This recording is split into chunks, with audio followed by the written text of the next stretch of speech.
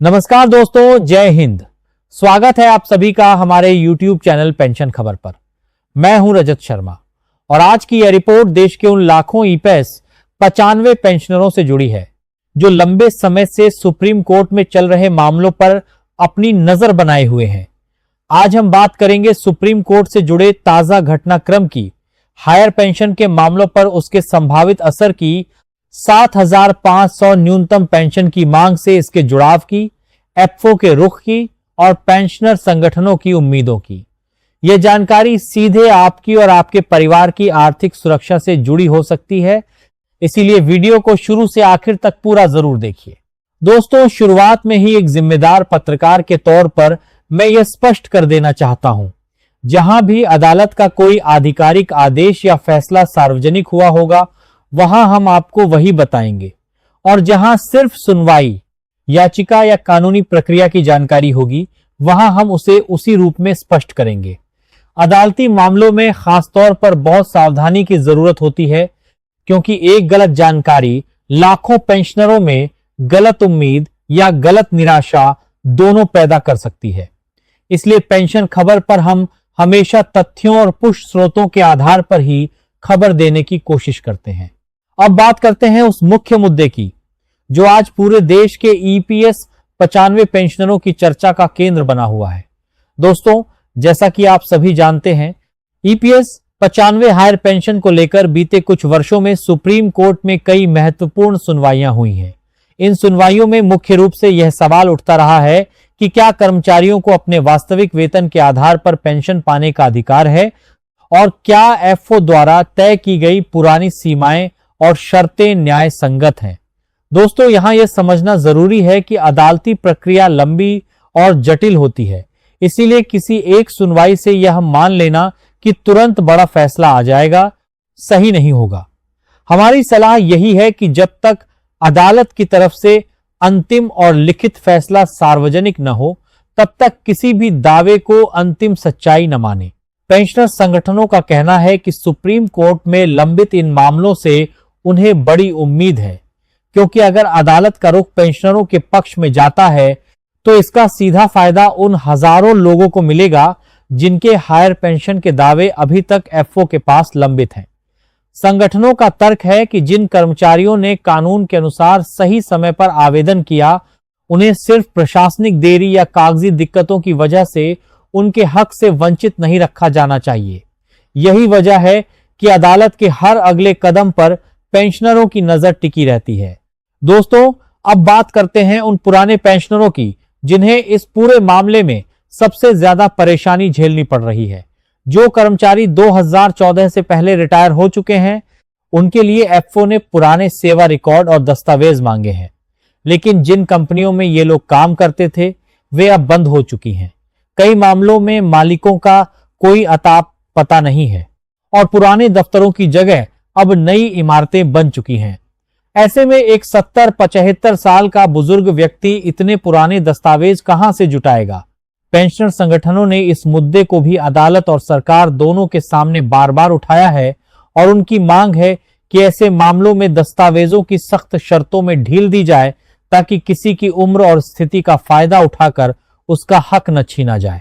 अब चर्चा करते हैं 7,500 न्यूनतम पेंशन की मांग की, जो इस पूरे मुद्दे से जुड़ा एक और बड़ा पहलू है। दोस्तों, यह अलग विषय है। हायर पेंशन का मामला मुख्य रूप से उन कर्मचारियों से जुड़ा है जिन्होंने ज्यादा वेतन के आधार पर पेंशन पाने के लिए आवेदन किया, जबकि 7,500 की मांग ईपीएस 95 के तहत मिलने वाली न्यूनतम पेंशन को बढ़ाने से जुड़ी है, जो अभी सिर्फ 1,000 प्रति माह है।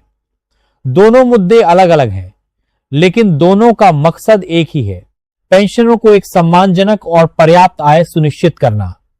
पेंशनर संगठनों का कहना है कि अगर सुप्रीम कोर्ट या सरकार की तरफ से पेंशनरों के पक्ष में कोई बड़ा और सकारात्मक कदम उठाया जाता है, तो इसका मनोवैज्ञानिक असर 7,500 की मांग को भी नई ताकत दे सकता है, क्योंकि इससे यह संदेश जाएगा कि पेंशनरों की आवाज को गंभीरता से सुना जा रहा है। दोस्तों, अब बात करते हैं ईपीएफओ के रुख की। ईपीएफओ और श्रम मंत्रालय की तरफ से अदालत में यह पक्ष रखा जाता रहा है कि पेंशन फंड की वित्तीय स्थिरता को ध्यान में रखते हुए ही कोई भी बड़ा बदलाव किया जा सकता है। सरकार का तर्क है कि अगर बड़ी संख्या में हायर पेंशन के दावे एक साथ स्वीकार किए जाते हैं तो इसका सीधा असर पेंशन फंड की दीर्घकालिक क्षमता पर पड़ सकता है। दूसरी तरफ पेंशनर संगठनों का कहना है कि यह सिर्फ एक वित्तीय गणना का मामला नहीं है, बल्कि यह उन कर्मचारियों के कानूनी अधिकार का मामला है जिन्होंने वर्षों तक नियमित रूप से योगदान दिया। यही टकराव है जो इस पूरे मुद्दे को अदालत तक लेकर आया है और यही वजह है कि अंतिम फैसला इतना महत्वपूर्ण माना जा रहा है। दोस्तों, यहां एक बात और समझनी जरूरी है। सोशल मीडिया पर अक्सर यह दावा वायरल होता है कि सुप्रीम कोर्ट ने फलां तारीख को बड़ा फैसला सुना दिया है या फलां राशि की पेंशन तुरंत लागू कर दी गई है। लेकिन जब भी हम ऐसी खबरों की पुष्टि के लिए आधिकारिक स्रोतों की जांच करते हैं तो अक्सर पता चलता है कि ऐसा कोई अंतिम आदेश जारी नहीं हुआ है, बल्कि यह सिर्फ सुनवाई या चर्चा तक सीमित है। इसलिए दोस्तों, हमारी सलाह यही है कि इस तरह की वायरल खबरों पर तुरंत भरोसा न करें, बल्कि हमेशा आधिकारिक अदालती वेबसाइट या प्रामाणिक समाचार स्रोतों से पुष्टि करने के बाद ही किसी जानकारी पर विश्वास करें। पेंशन खबर की यही कोशिश रहती है कि हम आपको भ्रम में न डालें, बल्कि सच्ची और सत्यापित जानकारी ही आप तक पहुंचाएं।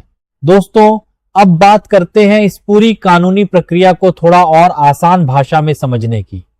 जब भी कोई बड़ा मामला सुप्रीम कोर्ट में पहुंचता है तो उसमें कई चरण होते हैं। पहले याचिका दायर होती है, फिर उस पर सुनवाई की तारीखें तय होती हैं, दोनों पक्षों की दलीलें सुनी जाती हैं और अंत में अदालत अपना फैसला सुरक्षित रखने के बाद उसे सार्वजनिक करती है। यह पूरी प्रक्रिया कई महीनों से लेकर कई वर्षों तक भी चल सकती है, खासकर तब जब मामला लाखों लोगों को प्रभावित करने वाला हो और उसमें वित्तीय जटिलताएं भी जुड़ी हों। ईपीएस 95 से जुड़े मामलों में भी यही स्थिति देखने को मिली है, जहां अलग अलग उच्च न्यायालयों से लेकर सुप्रीम कोर्ट तक कई चरणों में सुनवाई हुई है।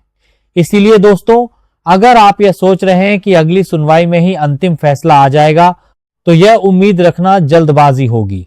हमारी सलाह यही है कि धैर्य रखें, लेकिन साथ ही अपने दस्तावेज और आवेदन की स्थिति को नियमित रूप से अपडेट रखें, ताकि जैसे ही कोई अंतिम फैसला आए आप उसका फायदा उठाने के लिए पूरी तरह तैयार हों। दोस्तों, पेंशनर संगठनों ने यह भी मांग रखी है कि जब भी कोई सुनवाई हो उसकी जानकारी और नतीजा आम पेंशनरों तक आसान भाषा में पहुंचाया जाए, क्योंकि कानूनी भाषा में लिखे आदेशों को समझना हर किसी के लिए आसान नहीं होता। यही वजह है कि पेंशन खबर जैसे मंचों की जिम्मेदारी और बढ़ जाती है कि हम जटिल कानूनी जानकारी को सरल भाषा में आप तक पहुंचाएं, बिना उसमें कोई गलत रंग भरे। दोस्तों, यह भी ध्यान रखने वाली बात है कि अदालत के किसी भी फैसले के बाद उसे लागू करने की जिम्मेदारी ईपीएफओ और श्रम मंत्रालय की होती है। कई बार ऐसा देखा गया है कि अदालत का फैसला आने के बाद भी उसे व्यावहारिक रूप से लागू करने में महीनों लग जाते हैं, क्योंकि इसके लिए नए दिशा निर्देश, सर्कुलर और प्रशासनिक व्यवस्था बनानी पड़ती है। पेंशनर संगठनों की यही मांग रही है कि भविष्य में अगर पेंशनरों के पक्ष में कोई फैसला आता है तो उसे बिना अनावश्यक देरी के स्पष्ट समय सीमा के भीतर लागू किया जाए, ताकि बुजुर्गों को फैसले के बाद भी लंबा इंतजार न करना पड़े। अब जरा सोचिए, जिन बुजुर्गों ने अपने जीवन के 30-35 साल इस देश की अर्थव्यवस्था को मजबूत करने में लगाए, उन्हीं को आज अपने वाजिब हक के लिए अदालतों के चक्कर काटने पड़ रहे हैं। यह स्थिति बेहद दुखद है, लेकिन यही वजह है कि यह मुद्दा अब सिर्फ कानूनी लड़ाई नहीं बल्कि सम्मान और न्याय की लड़ाई बन चुका है। जब तक सुप्रीम कोर्ट और सरकार की तरफ से कोई स्पष्ट और अंतिम फैसला नहीं आता, तब तक यह उम्मीद और यह इंतजार दोनों जारी रहेंगे। दोस्तों, यह लड़ाई सिर्फ हायर पेंशन या 7,500 की रकम तक सीमित नहीं है।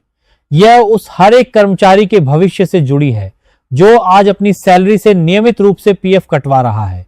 आज जो बुजुर्ग अपने हक की लड़ाई अदालत तक लड़ रहे हैं, कल वही सवाल हम सबके सामने भी खड़े होंगे जब हम खुद रिटायर होंगे।